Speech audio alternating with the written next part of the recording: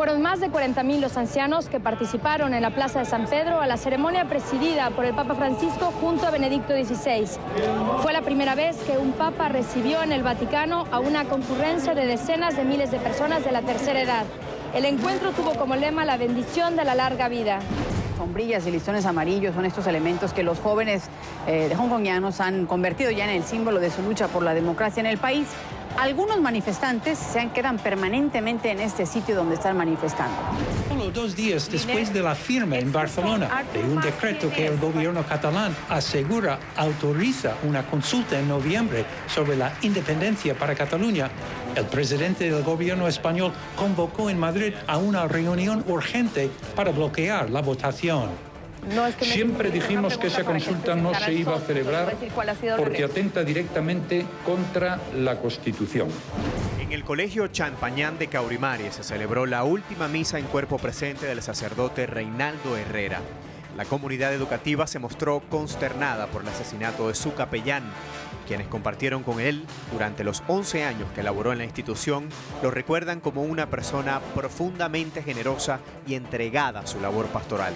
¿Pretende el señor presidente de los Estados Unidos que el gobierno de Venezuela le diga amén e intervenga para que el Poder Judicial saque a la calle a este criminal? ¿Para qué primero? ¿Para qué primero? Para volver a encender las calles. La defensa de López en esta oportunidad convocó a 5 testigos para la audiencia, uno de ellos funcionario del 6CPC y de la Fiscalía. A pesar de que es una prueba de la Fiscalía, nosotros consideramos que esa prueba nos favorece. Limpiar las corruptelas que hemos encontrado en muchos organismos del Estado. Nos les hemos ido encima, corruptelas. Hemos conseguido. Democrática se va para la calle.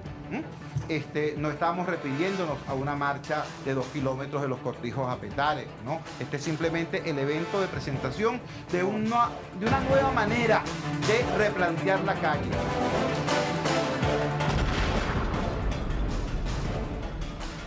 Hola, ¿qué tal amigos? Un placer saludarlos y gracias por su compañía en la Semana Venevisión.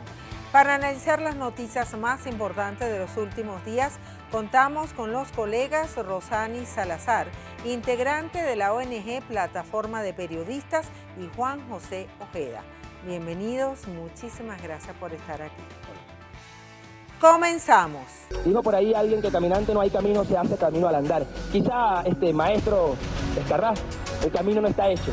Quizá el camino no está hecho, pero para eso estamos los estudiantes. Porque como dijo Aníbal Barca, si no hay camino, lo encontraremos. Y si en el camino no lo encontramos, lo haremos. Patria, estamos venciendo. Que Dios los bendiga y muchísimas gracias. A media asta, así lució la bandera de la cúpula de la Asamblea Nacional por la muerte de su diputado más joven.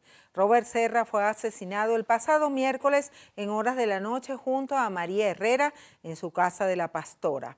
Estaba lleno de vida con su verbo encendido y la metralleta de sus palabras. El PSV lo llora, luto rojo. Estamos cerca de dar un fuerte golpe a esta banda de criminales y sicarios.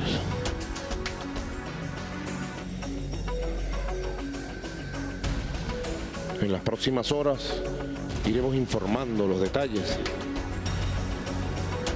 Personalmente, junto al ministro Rodríguez Torres, como en muchos otros casos, estoy pendiente del desarrollo de esta investigación que nos lleve a los autores materiales y con la bendición de nuestro Dios nos lleve a los autores intelectuales de este asesinato. Es un asesinato, compatriotas que me escuchan por cadena nacional de radio y televisión. Es un asesinato premeditado, calculado. Su muerte obedeció a una macabra encomienda. Estamos en presencia de un homicidio intencional, planificado y ejecutado con gran precisión. Según las evidencias obtenidas, señalan todos de que es un homicidio planificado, organizado al detalle y con mucha técnica lo que hicieron este hecho. Desde el fascismo, condolencias hipócritas, y en verdad lo digo con el corazón, porque no lo sienten. A Robert lo sentimos nosotros en el alma. Ellos no lo sienten. Para ellos es un estorbo. El guerrero, la ametralladora Robert ya no va a estar en la asamblea. Es un acto de violencia y es un acto que tiene que ser reprobado, condenado, rechazado, porque es la pérdida de un ser humano. Y eso hay que lamentarlo y condenarlo, ocurra donde ocurra. Y esas son las cosas que tenemos que enfrentar entre todos los venezolanos. Y desde acá hacemos un llamado a la tolerancia y a la concordia. Que esto no sea utilizado para mensajes de odio ni para que se afloren lo peor de los seres humanos. Cuando uno ve la tranquilidad y la facilidad con que se mata y la crueldad con que se perpetran esos crímenes, uno dice, pero ¿qué nos está pasando? Y hay que hacer una gran revolución moral, hay que hacer un gran esfuerzo por elevar el tono moral de la civilización mundial, porque no es un problema de Venezuela nada más. El presidente Maduro aseguró que en cuestión de horas se dará con los autores materiales de este hecho y también anunció que en honor a Robert Serra, el 50% de los diputados y diputadas revolucionarias serán jóvenes menores de 30 años. Les pregunto a los dos, ¿hay esta situación? El gobierno nacional ha manifestado que se trata de sicariato, de grupos paramilitares que estarían actuando o asesorando a estos grupos violentos. Y esto coincide con las declaraciones del secretario general de la UNASUR, expresidente de Colombia, Ernesto Samper, cuando indica de que ciertamente este hecho obedece a grupos infiltrados de paramilitares colombianos que están asesorando a Venezuela. Rosani, ¿cómo puedes calificar este hecho? Y para ti, ¿de qué se trata?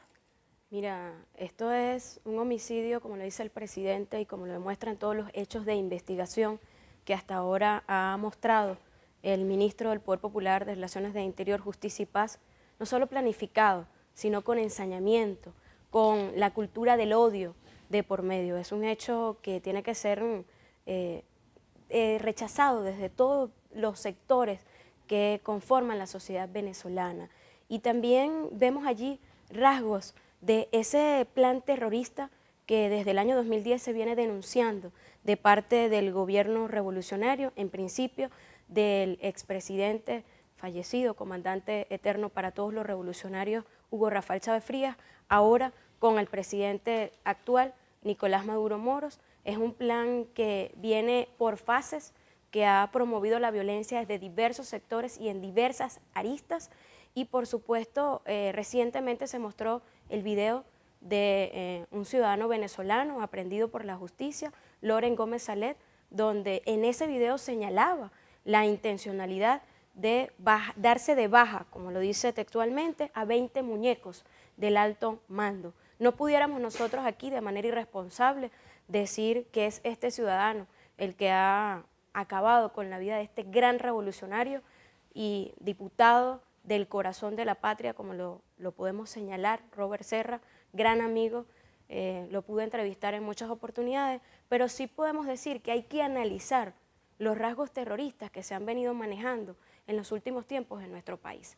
Hay que analizar la quema de discotecas, la quema de instituciones públicas y privadas, hay que analizar el comportamiento, hay que analizar los llamamientos de violencia de algunos sectores de la población y hay que esperar sobre todo con calma y con serenidad los resultados de las investigaciones, no podemos adelantarnos. Pero más allá de ello tenemos que señalar la lucha contra la impunidad que viene haciendo el gobierno revolucionario. Una lucha que hoy se traduce en la aplicación de un plan Patria Segura que tiene resultados favorables. Por ejemplo, la reducción del 52% de un delito tan significativo como el secuestro, un delito tan alarmante en nuestra sociedad, y así algunos otros índices delictivos. El hecho de que 37.000 funcionarios de la Policía Nacional y de distintos cuerpos de seguridad estén en la calle, el hecho de que un plan de patrullaje inteligente se esté activando de la mano del Poder Popular organizado, nos dice que falta mucho por hacer, pero que vamos por un buen camino, un camino donde creo que hay algo que analizar y que entender, y es el comportamiento de la sociedad, inclusive por redes sociales. Qué triste y lamentable que a través de las redes sociales se manifiesta la cultura del odio. La muerte del compañero Robert Serra, como la de cualquier ciudadano, es lamentable. Y qué triste que algunas personas con una incontinencia verbal llena de odio puedan a través de las redes sociales decir comentarios como que gracias, un revolucionario menos o un opositor menos. Eso no puede ser. Eso tiene que estar fuera, y la paz tiene que ser una herramienta necesaria para poder combatir la inseguridad. Pero combatir la inseguridad ¿desde dónde? ¿Desde el Estado nada más? Tiene que venir principalmente del hogar. Juan José, ¿para ti se trata de sicariato? Mira, ¿cómo precisarlo en este momento? O sea, hay unas investigaciones que se deben estar realizando en este momento, pero aquí hay un gran problema, que es la paradoja del gobierno con su doble discurso. Por una parte, tienes al presidente Maduro pidiendo que la oposición se manifieste en cuanto a al hecho ocurrido. Es lamentable esta muerte, no solo la muerte de Robert, la compañera de María, como también fue asesinada de esa forma tan fea. Pero mientras oyes a Maduro diciendo esto, oyes a Diosdado despreciando cualquier expresión que venga de la otra mitad del país.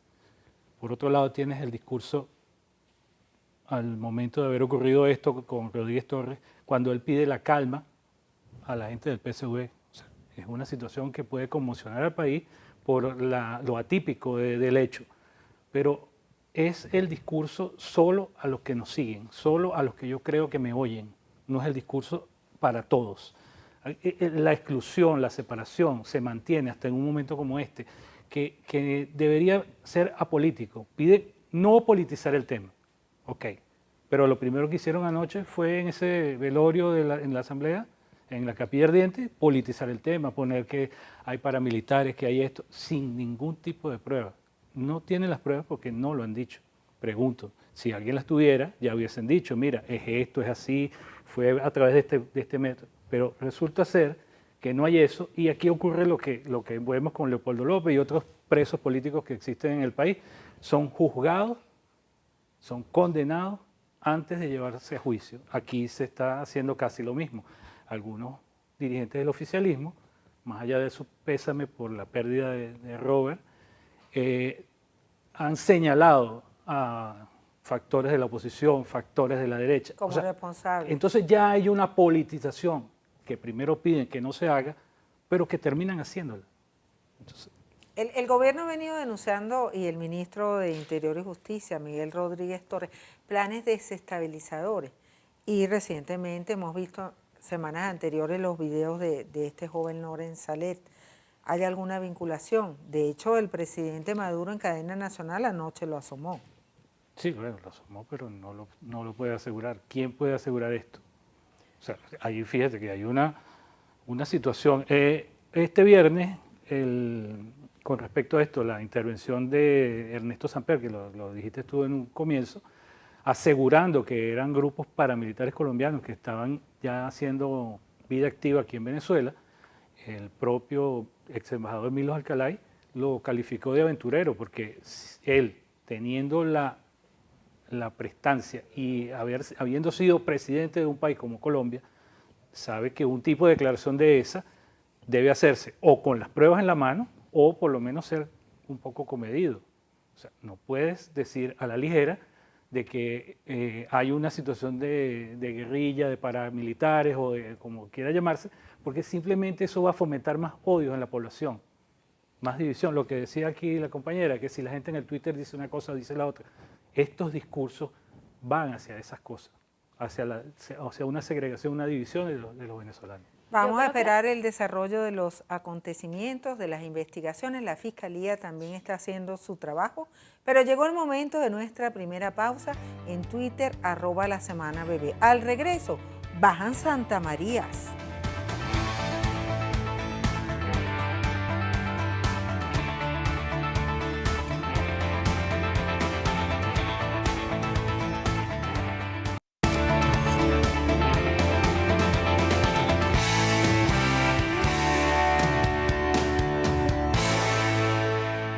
Seguimos en la semana Venevisión conversando con los periodistas Rosani Salazar y Juan José Ojeda.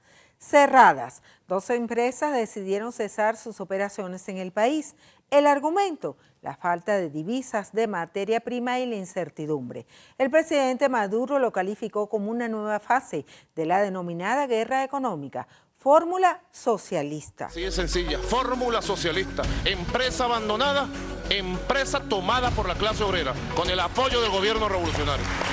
Que lo sepan los que no lo saben, y los que lo saben también lo asuman. La Junta de la tal Comisión de Transición era simplemente, hay muchas cosas que se tienen que conocer de una empresa. ¿Cuáles son los bienes que realmente estoy expropiando? Están expropiando solamente los hierros, los carros, los muebles de las oficinas, o es que pretenden expropiar algo más. Conindustria exige medidas urgentes para reactivar la producción. Juan José, empresa cerrada, empresa tomada. Empresas con falta de dólares. Mira, ¿qué te puedo decir? O sea, estos trabajadores de estas dos últimas empresas que van a tomar el control con el apoyo del presidente Maduro, tienen que darse un paseíto por Lácteo Los Andes, por Agropatria y todas las otras empresas que han sido expropiadas para que vean el estado en que estas empresas están. En el mayor de los casos, como ocurre hasta incluso con las empresas privadas, el mejor de los casos, la producción de una empresa llega al 50%. ¿Qué tenemos nosotros en esta actualidad con esta situación? Un abandono, porque la divisa, la moneda, ha sido restringida a su máxima expresión. Cuando ves el decaimiento de las fábricas de motos en Venezuela cayó a tal nivel que tuvieron que abrir una subasta de SICAD única y exclusivamente para motos. Entonces es como ir tapando. ¿Y la industria automotriz? Y la industria automotriz, los cauchos también tuvo que paralizarse. Entonces es como un dique que se va reventando y van poniendo un corcho, un huequito, y van tapando, porque es como que no les da la cuenta para poder cubrir la demanda de lo que el país realmente necesita. Los empresarios de Margarita dijeron, necesitamos $200 millones para poder activar el fin de año en la isla. Esto no va a ser posible. El gobierno no estaría en capacidad de asumir estas empresas para ponerlas a marchar. ¿Cómo ha hecho y con entregarlas a los trabajadores. La fórmula socialista es entregarlas a los trabajadores. Claro, ¿Estás de acuerdo con eso? Esa es la fórmula que ha sido desde un principio, fue con Chávez y es ahora con Maduro. Pero ¿a dónde nos ha llevado eso? ¿Dónde están los productos que estas empresas socialistas han hecho? ¿A dónde está el consumo? O sea, tú te pones a ver, o sea, cuando tú vas a un mercado popular, a un mercado municipal, por ejemplo Huacaipuro o San Martín, te das cuenta que ni siquiera hay carne. De eso vamos a hablar ahora. Rosani, según el Instituto Nacional de Estadísticas, INE, entre julio del 2013 y julio del 2014, el número de patronos y empleadores del sector privado se redujo 16,5%. ¿Cómo calificas tú en estos momentos la situación de las empresas en el país en general? Mira, yo creo que muchas empresas están pasando por una crisis de especulación a la que han sometido sin distingo a la sociedad venezolana. Cuando un ciudadano va a comprar una motocicleta, que la motocicleta debería costar 27.000 bolívares y la consigue en determinadas empresas o que ya han sido fiscalizadas aquí en el Distrito Capital y en el de Estado Miranda y la consiguen 127.000 bolívares con un margen superior al 450% de especulación, ahí vemos que muchas empresas están tomando parte y protagonismo en esta guerra económica que ha sufrido el gobierno revolucionario de Nicolás Maduro. ¿Por qué?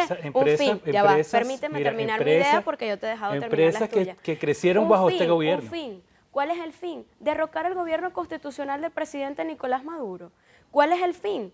No me importa la clase obrera, no me importa la clase trabajadora. Si a mí, empresario capitalista, me importase las familias que estoy dejando sin empleo, porque estoy pensando solo en mí, en mi capacidad. También se ha visto cómo el Ministerio Público está estudiando muchos casos de empresas maletín y de empresas que recibieron los cupos correspondientes por divisas y que no las han justificado.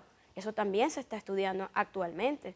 Entonces vemos cómo el egoísmo del empresariado capitalista está por encima de los intereses del poder popular, de la familia venezolana. No le importa aumentar los precios. Determinadas empresas han obligado a algunos trabajadores a bajar la producción. ¿Y esto para qué? Para decir que Venezuela está en una crisis económica que no es cierta. Estas empresas, fíjate, el ejemplo de las motos, ella que pone eso y lo habla con tanta vehemencia. Empresas que han crecido en este gobierno. Tú entras a cualquier página web de las empresas de motos en la actualidad y te dicen, gracias a las políticas de este gobierno, refiriéndose a Chávez en su momento, pudimos crecer y fortalecernos y ser de un huequito a un emporio gigantesco. O sea, ¿que son capitalistas o no son capitalistas? Bueno, crecieron bajo la sombra de este las empresas que me estoy refiriendo no crecieron en la Revolución Bolivariana, son empresas privadas que atienden a dueños personificados de determinadas marcas que no voy a nombrar porque sería hacerles publicidad. Fíjense, ahora vamos a revisar porque la escasez y el desabastecimiento de productos continúa. El gobierno nacional aprobó 700 millones de bolívares adicionales para la compra de medicamentos. Los venezolanos buscan por aquí y por allá. Los buhoneros hacen su agosto. Veamos el siguiente reporte de Noticiero Venevisión. ¿Haciendo cola para comprar un champú? No, no es justo. Esta es la imagen más común en algunas calles de Caracas. Cada uno de estos productos cuesta casi 4 veces más que su precio regulado original. Fuera de cámara, algunos comerciantes informales aseguran que ellos hacen largas colas para comprar la mercancía y eso lo tienen que cobrar extra. Otros ni siquiera dicen de dónde obtuvieron los productos. No, para nada, porque yo sé que eso venden más caro. ¿Venden más caro? Claro. ¿Qué te parece? Un abuso, que todos somos venezolanos y todos necesitamos. ¿Y tú le has comprado algo? No, para nada. Los cuerpos de seguridad del Estado aseguran estar luchando contra este problema. La policía de Caracas, por ejemplo, ha realizado varios operativos allanando depósitos. Robinson Navarro, director de esta policía regional, indica que el comercio informal podría estar colaborando inclusive al desabastecimiento por la forma en que acaparan y revenden. Para el momento hemos incautado más de 47 toneladas de alimentos en varios procedimientos.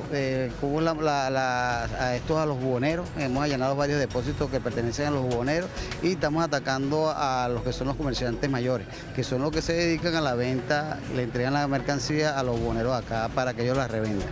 Pero el ciudadano de a pie asegura no palpar los resultados de estos operativos. Piden soluciones al gobierno nacional y control sobre los revendedores. Los buhoneros tienen toda la mercancía y la gente mira las colas que se cala para poder comprar una harina, para poder comprar un champú. ¿Usted le compra a los buhoneros? No, mija. ¿Por qué? Porque no. Yo no voy a pagar 40 bolívares por una harina pan. Mientras la harina pan te cuesta 12 bolívares o 15 bolívares. No. Lo que significa el marcaje es para todo lo que viene importado, para que la gente tenga la información de que eso fue importado con dólares oficiales, con dólares del Estado. ¿Y qué tipo de dólares fue? 6.30 y 11. De manera que se acabe aquella práctica habitual. Bueno, yo no he recibido dólares y te vendo al precio que sea. Sigue votando por Maduro. Rosani, acabamos de ver en este reportaje que los buhoneros tienen aceite, azúcar, harina pan, pañales. ¿Cómo enfrentar este problema? ¿Tú crees que el gobierno lo está enfrentando decididamente? Sí, claro, hay un plan Centinela, una lucha contra el contrabando que se viene haciendo no solo en las fronteras del país, en los 9 estados fronterizos que tenemos se han instalado salas situacionales y por supuesto más de 40 millones de litros de combustible se han incautado hasta ahora, más de 23.000 toneladas métricas de alimentos han sido incautados, pero hay que seguir esta lucha de la mano del pueblo. Ya el gobierno ha instalado la línea 0800 Patriota, donde la gente puede hacer denuncias como esta de, por supuesto, buhoneros que tienen estos alimentos, pero también hay que revisar las cadenas de distribución, quiénes le distribuyen a estos buhoneros, quiénes están detrás de ellos, qué tipo de mafia hay detrás de ellos, y creo que el gobierno lo está haciendo. Hay una cantidad importante de funcionarios en todo el territorio nacional luchando contra el contrabando y por supuesto la Superintendencia de Precios Justos viendo que no aumenten los precios de los productos de la canasta básica. ¿El gobierno está tomando medidas para enfrentar el desabastecimiento y la escasez o son insuficientes? No, por supuesto que lo está haciendo. Ponen a la gente a mirar para otro lado. Es así de sencillo. Mira, en el caso de la harina pan, ellos tienen el 48% del mercado. El otro 52% corresponde a una serie de empresas que fueron expropiadas a varios personeros muy cercanos al gobierno en su momento. Y esas empresas están paralizadas. Fíjate. Entonces, aquí se llega al extremo de decir, que lo viví yo en el estado Sucre, a gente convencida de que este es el camino del chavismo, de que la Polar tiene el 100% de la producción y acapara la harina, cuando es la mitad. O sea, con la mitad tú no puedes cubrir el país completo. ¿Dónde está el 52%? ¿Dónde están las empresas expropiadas de las otras harinas y granos que no están produciendo nada en este momento? Entonces, es el engaño que tenemos. Esto es una cortina, una distracción, una manera de poner a hacer la gente 4 horas de cola, como ocurre en Caucagua. 4 horas de cola la gente para hacer comprar harina y aceite y mantequilla en otro mercado. Eso no tiene perdón de Dios. Vamos a hacer una pausa muy corta. @lasemanabebé. Esperamos sus opiniones. Al regreso, se trancó el serrucho.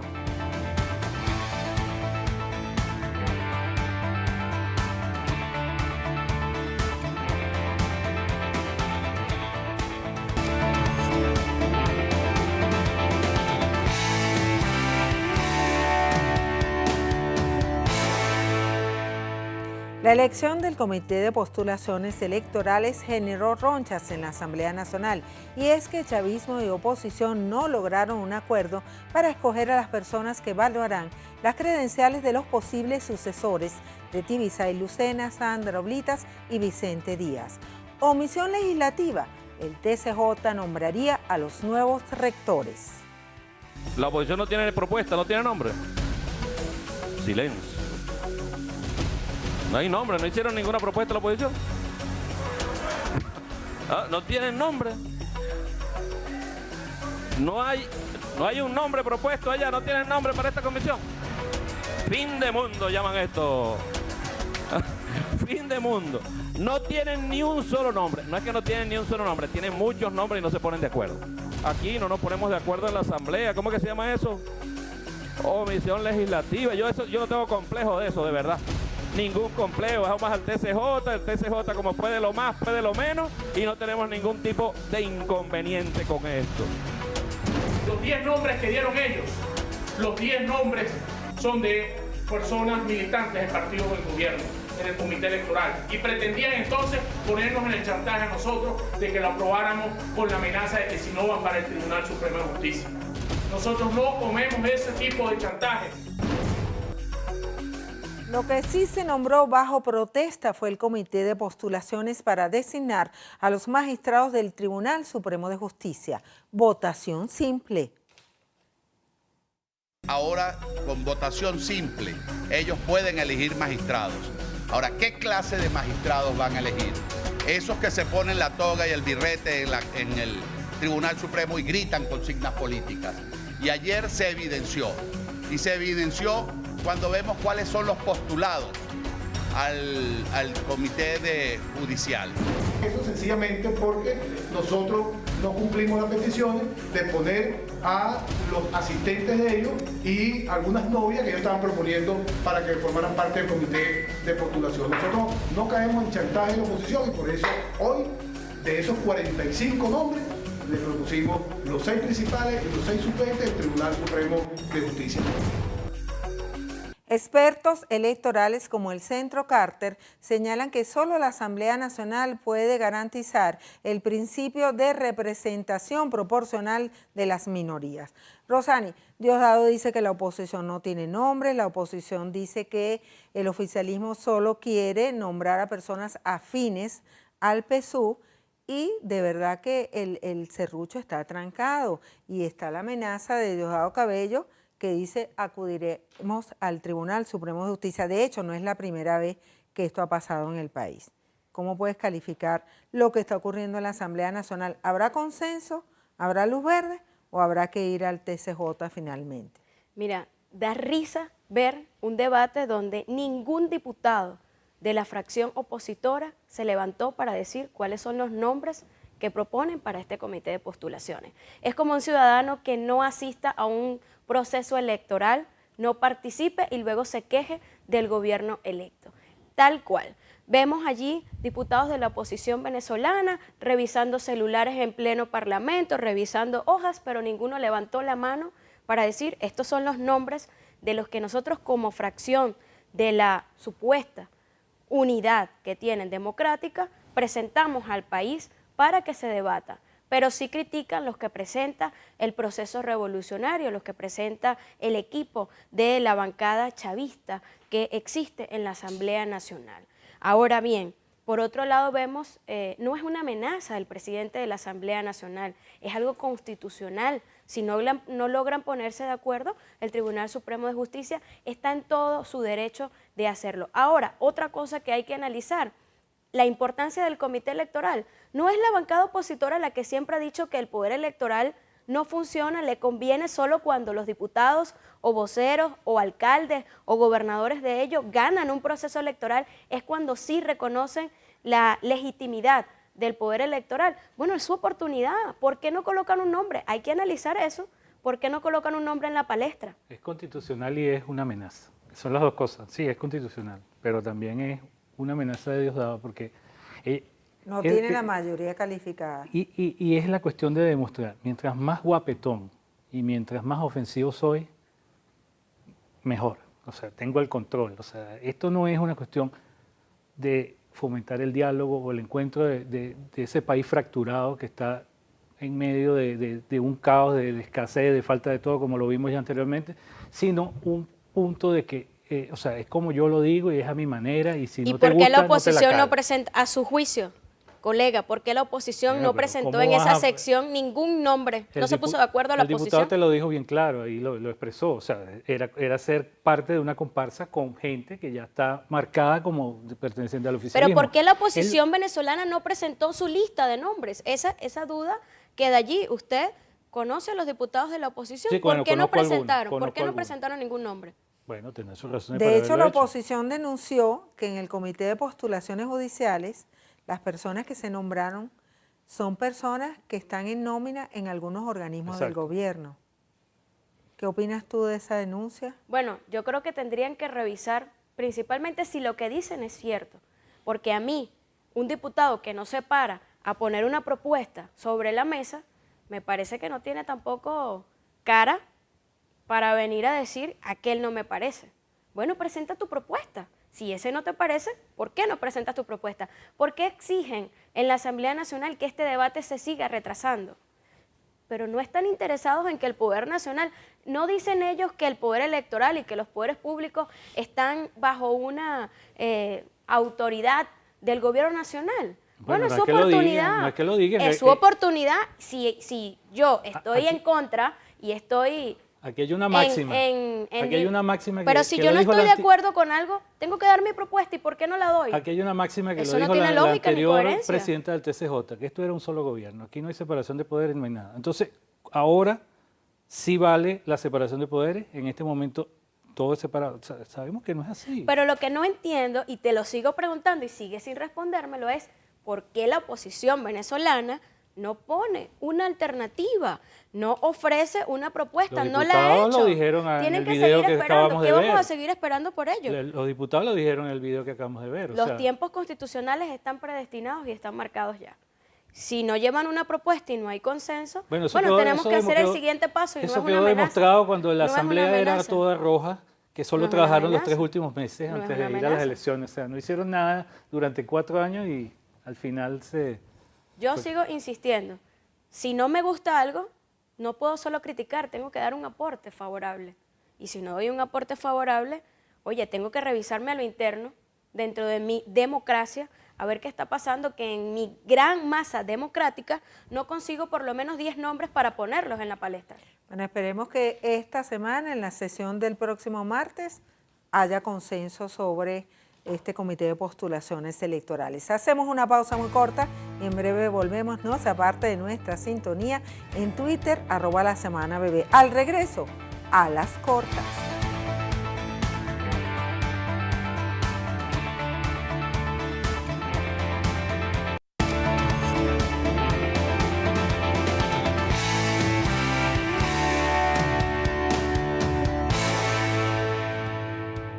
Continuamos en la Semana Venevisión conversando con los periodistas Rosani Salazar y Juan José Ojeda. No hay y no habrá pasajes suficientes para viajar en Navidad. La frecuencia de vuelos internacionales ha disminuido 43% y la disponibilidad de butacas es de 50%.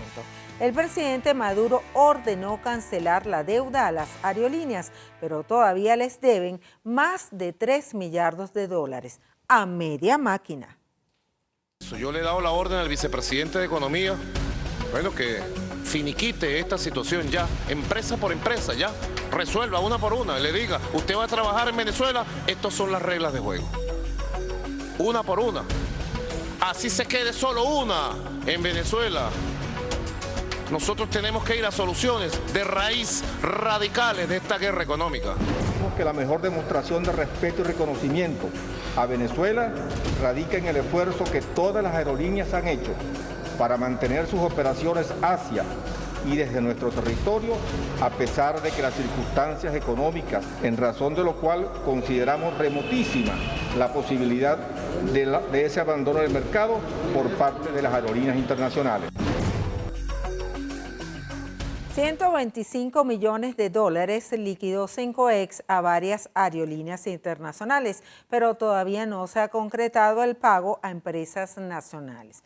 Juan José, al ingresar a las páginas web de las aerolíneas es posible encontrar pasajes para viajar desde y hacia Venezuela, pero con la condición de pagarlos en dólares, lo que limita la compra, porque el que no tiene dólares no puede comprarlas, evidentemente. ¿Cómo calificas la situación de los vuelos nacionales, internacionales? ¿Y tú crees que sí, a corto plazo, puede solucionarse este problema? Fíjate algo. Además que las aerolíneas dicen que no se van. Fíjate algo, hay algo bien importante en esa precisión de Maduro. Maduro, representando al Estado y como moroso, pone condiciones para pagar. Primero dice que va a haber condiciones. Estas son las condiciones. Si las aceptas te queda, pero nunca dice que vamos a pagar. O sea, sí, os dio la orden de pagar. Sí lo dice. Pero el punto es que condiciona el pago. O sea, para restablecer el orden, paga. ¿Por qué no paga? Se supone que hay una economía bollante y hay dólares para esto. Bueno, paga, pues. ¿Cuántos meses tenemos en esto?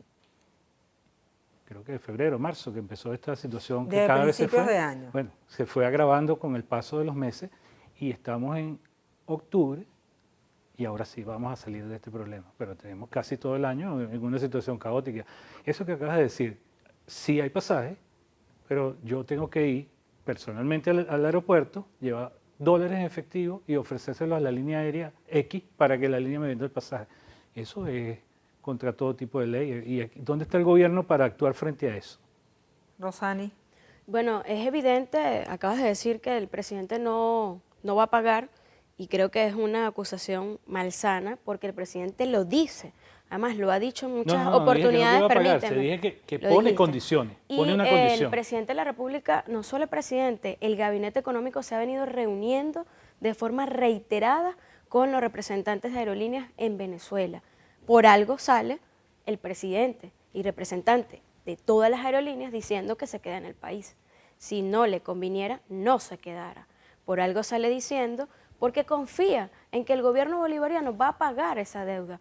Que no lo hemos hecho todavía. Bueno, tampoco tenemos una mata donde arrancamos, donde arrancamos los bolívares ni los dólares. Entonces la economía está mala. ¿Cómo está la economía? No estoy diciendo que la economía está mala, estoy diciendo que no tenemos una máquina reproductora como otros países que reproducen los dólares. Argentina tiene el mismo problema. Estados Unidos, que lo que hace es que reproduce su propia moneda porque tiene su máquina. Pero Argentina, que es el sur, Argentina que es el sur, tiene el mismo problema. Y nosotros ahorita estamos sentados con las aerolíneas, llegando a acuerdos, el gobierno bolivariano lo está haciendo y está pagando progresivamente. ¿Quién ve por el pasajero? ¿Quién ve por el pasajero? Confío en que se pueda solucionar en el corto y mediano plazo este proceso y sí creo que la familia venezolana tenga la oportunidad de viajar al exterior y también creo que las aerolíneas tienen que hacer la revisión de los precios de los boletos. Hay precios que son exorbitantes. No puede ser que un boleto de 1 hora para Bogotá esté por un precio elevado como que si fueras a España. O O sea, eso también lo está revisando el gobierno meses, actualmente. Y han hecho diversas mesas de trabajo. Para llegar a un acuerdo, tú no puedes llegar... ¿Quién ve por el que tiene que hacerse una operación en otro país o tiene que salir de emergencia? Lo está viendo el gobierno, ¿Quién? por eso que se están haciendo los acuerdos. La palabra lo dice, acuerdo. Tú no puedes llegar de hoy para mañana a decirle a la aerolínea, mira, vamos a hacer esto y esto es lo que se va a hacer. Y la aerolínea, y tú vas a entender que la aerolínea lo va a aceptar. Porque ellos también tienen sus... Eso fue lo que dijo Maduro. Aquí pero hay es que las aerolíneas condiciones, si también las han aceptas puesto bien sus y si no te vas. condiciones. Las aerolíneas también han puesto sus condiciones. Y esto es evidente. Bueno, que les la paguen. situación que está Es que viviendo, eso no es una condición la población que viaja, que ha sido afectada por esto, no es una responsabilidad única y estricta del gobierno. También las aerolíneas tienen parte en esto. El aumento de los pasajes no lo ha hecho Pero el un gobierno que acapara y abarca todo y que tiene una obsesión por tener el control de todo, ¿cómo es que ahora el gobierno no es parte de este problema? O sea, no, eso no, no yo lo no he entendí. dicho que no es parte. Yo he dicho que el gobierno tiene responsabilidad y la está asumiendo, pero que las aerolíneas también tienen responsabilidad. ¿Quién aumenta los boletos aéreos? El gobierno. No lo está haciendo el gobierno. Hay que revisar los precios de los boletos aéreos. Y lo está revisando el gobierno. Y está revisando también el pago de estas aerolíneas y de estas deudas que fueron revisadas constantemente en mesas de trabajo, como te lo he dicho ya, con los diversos representantes de las aerolíneas y con los que integran el gabinete económico. En los aeropuertos para atender a la tercera edad, a los niños que pasan 10, 12 y hasta 16 horas esperando por un vuelo para salir o para llegar o en el interín ahí. O sea, ¿tú crees que no se está haciendo fiscalización en el aeropuerto de Maiquetía? Dímelo tú. Yo te estoy haciendo la pregunta, porque tú estás haciendo una acusación. Yo te estoy diciendo que hay un proceso de revisión, hay un proceso de acuerdo, hay un proceso de acuerdo que se está haciendo, que lamentablemente todavía no se ha terminado de cancelar la deuda, pero que está el compromiso y la palabra de que se va a terminar de cancelar esta deuda. Lo importante es que esto se solucione porque estamos próximos al mes de diciembre y muchísima gente comenzamos el primer trimestre. Agarra sus vacaciones y quisiera viajar tanto por el país como internacionalmente. Así llegamos al final de la Semana Venevisión. Gracias a nuestros invitados y a ustedes por su compañía. La cita es para el próximo sábado a las 11 de la noche. Nos despedimos con el último sencillo del cantante Pablo Alborán, Por fin. ¡Feliz domingo!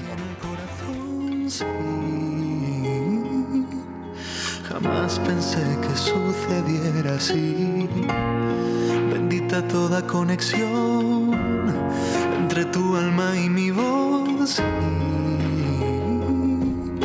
Jamás creí que me iba a suceder a mí. Por fin lo puedo sentir. Te conozco y te reconozco que por fin sé lo que es vivir. Con un suspiro en el pecho, con cosquillas por dentro y por fin sé por qué estoy así. Tú me has hecho mejor de lo que era.